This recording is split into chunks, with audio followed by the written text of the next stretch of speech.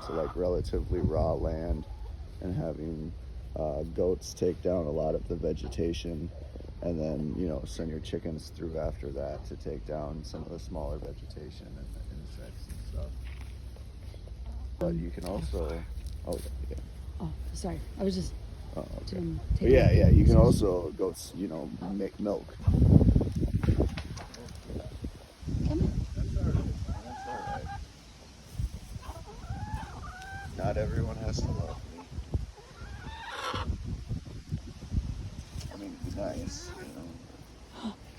This one's trying to go for my foot. Hey.